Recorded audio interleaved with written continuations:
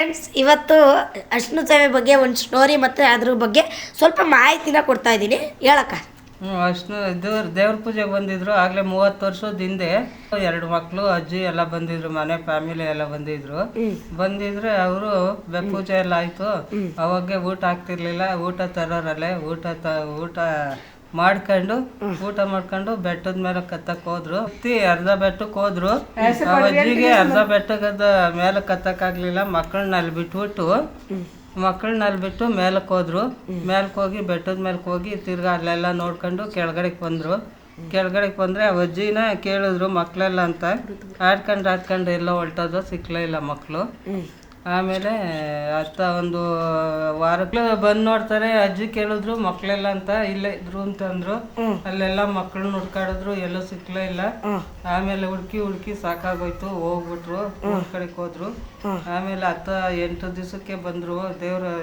ದೇವ್ರ ತವ ವನಾದೇವಿ ಗಂಗಾಧರೇಶ್ವರ ಮಕ್ಕಳನ್ನ ಇರ್ಕೊಂಡ್ರೆ ಊಟ ಕೊಡೋದು, ಎಲ್ಲ ತಿನ್ಸೋದು, ಆಡ್ಸೋದು ಎಲ್ಲ ಮಾಡಿದ್ರು ಮಕ್ಕಳನ್ನ.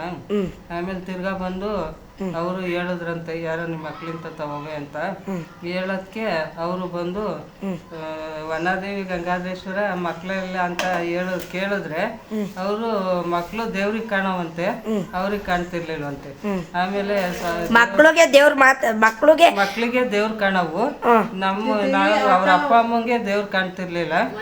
ಆಮೇಲೆ ದೇವ್ರಿಗೆ ಕೈ ಮುಕ್ಕೊಂಡ್ರಂತೆ, ನಮ್ಮ ಮಕ್ಕಳನ್ನ ಕಳಿಸಿ ಸ್ವಾಮಿ ಅಂತ ಅನ್ನೋದಕ್ಕೆ ವನಾದೇವಿ ಗಂಗಾಧರೇಶ್ವರ ನಮ್ಮ ಮಕ್ಕಳು ನಮ್ಮ ಕಡೆಗೆ ಜ್ಞಾನ ಕೊಡೋಂಗ್ ಮಾಡಿ ಅಂತ ಅನ್ನೋದಕ್ಕೆ ಜ್ಞಾನ ಕೊಟ್ರಂತೆ. ಜ್ಞಾನ ಕೊಟ್ಟಾದ್ಮೇಲೆ ಮಕ್ಕಳು ಸಿಕ್ಕದ್ವಂತೆ.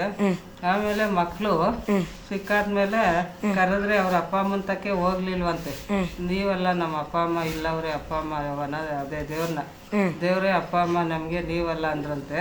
ಆಮೇಲೆ ದೇವ್ರಿಗೆ ಕೈ ಮುಕ್ಕಣಕ್ಕೆ, ವನಾದೇವಿ ಗಂಗಾಧರೇಶ್ವರನ್ ಕೈ ಮುಕ್ಕಣಕ್ಕೆ ಅವರು ಏನ್ ಮಾಡಿದ್ರಂತೆ. ಆಮೇಲೆ ಮಕ್ಳ ಕಡೆಗೆ ಅಮ್ಮ ಅಪ್ಪನ ಕಡೆಗೆ ಜ್ಞಾನ ಕೊಟ್ರಂತೆ.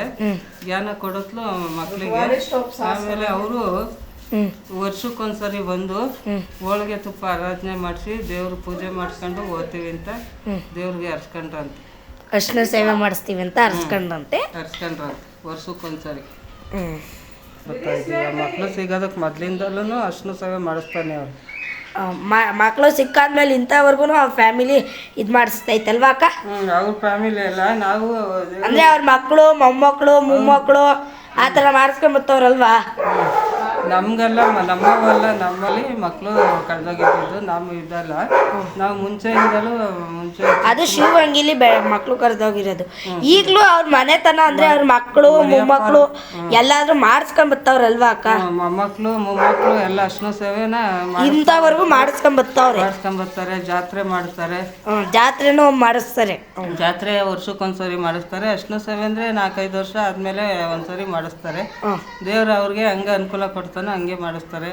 ಈಗ ಬರ್ತಡೇ ಮಾಡ್ಬೇಕಾದ್ರೂ ಅಲ್ಲೇ ಬರ್ತಡೇ ಮಾಡ್ಬೇಕಾರೆ, ನಾಮಕರಣ ಮಾಡ್ಬೇಕಾರೆ ಎಲ್ಲ ಅರ್ಶಿನ ಸೇವೆ. ಈಗ ಬರ್ತಡೇಗಿಂತ ಒಂದ್ ದಿವಸ ಮುಂಚೆ ಅರ್ಶಿನ ಸೇವೆ ಮಾಡಿಸ್ತಾರೆ, ರಾತ್ರಿ ಹೊತ್ತು ಮಾಡಿಸ್ತಾರೆ. ಈಗ ವಿಡಿಯೋ ಹಾಕಿದ್ನಲ್ಲ ಪಾರ್ಟ್ 1, ಅದ್ರೊಳಗೆ ರಾತ್ರಿ ಹೊತ್ತು ಗಂಗಾಧರೇಶ್ವರಂಗೆ ಅಭಿಷೇಕ ಮಾಡಿಸ್ತಾರೆ, ವನಾದೇವಿಗೆ ಅರ್ಶಿನ ಸೇವೆ ಮಾಡಿಸ್ತಾರೆ, ದೇವ್ರದ್ದು ಹೂವಿಂದ ಅಲಂಕಾರ ಮಾಡ್ತಾರೆ. ಎಲ್ಲ ಚೆನ್ನಾಗಿ ನೀವು ಪಾರ್ಟ್ 1 ನೋಡಿರ್ಬೋದು ಹೇಗೆ ಅರ್ಶಿನ ಸೇವೆ ಮಾಡಿಸ್ತಾರೆ ಅಂತ.